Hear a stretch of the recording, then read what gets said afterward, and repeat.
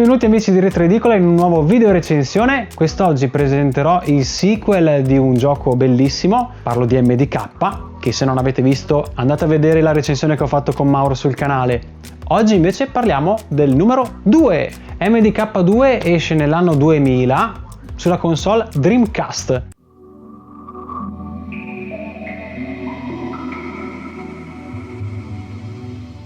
Questa volta non dalla Shiny Entertainment, ma dalla BioWave.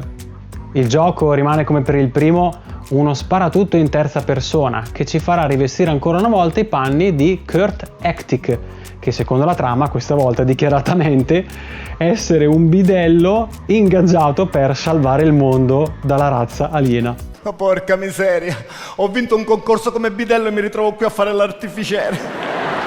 Rispetto a MDK1, MDK2 si presenterà con maggiori giochi rebus, con un pick-up da risolvere, soprattutto perché andremo a rivestire i panni di altri due personaggi che compongono la storia di MDK.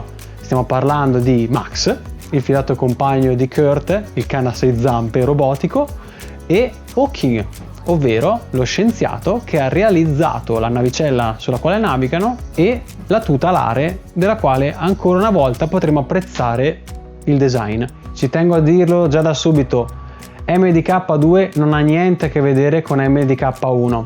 Cambia completamente il tipo di scenario, la storia per come è raccontata, la giocabilità. Si tratta di un gioco completamente diverso.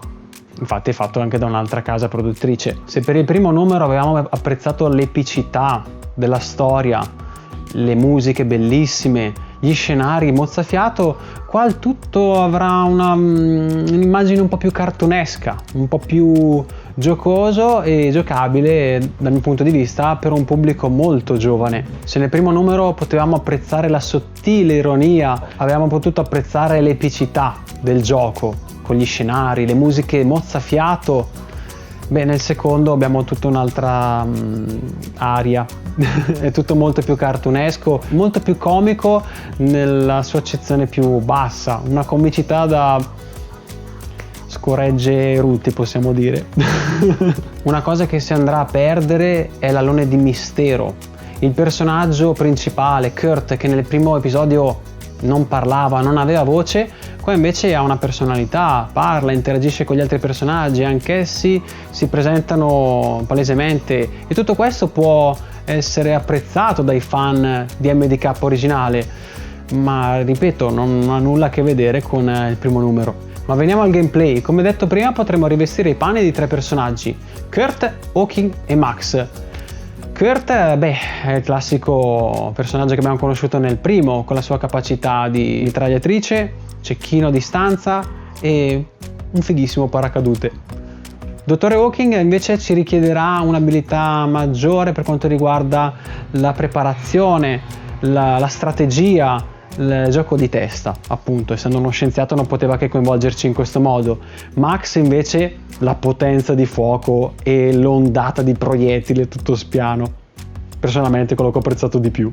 Il gioco si rivela molto semplice, molto tranquillo e un boss finale che mette alla prova sicuramente, con una chicca, ci tengo a dire, la possibilità di terminare con il personaggio preferito. Esatto, potrete terminare la partita, il gioco, con Kurt, Max, Hawking, a vostro piacimento.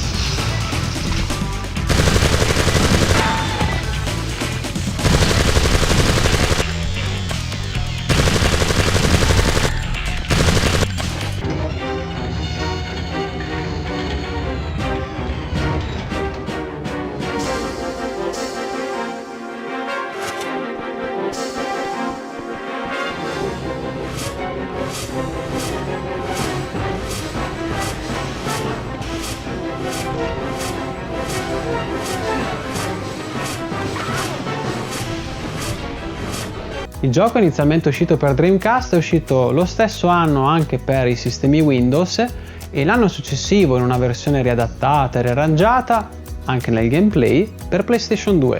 In conclusione, MDK2 è un gioco che consiglio vivamente per i grandi fan del primo numero di MDK, anche se come già detto prima non c'entra molto, è un gioco a sé. Ma se non avete ancora giocato al primo numero vi consiglio caldamente di giocarvici e perché no, qua a Retro Edicola veniteci a trovare, sapremo consigliarvi oltre a questo anche tantissimi altri videogiochi bellissimi.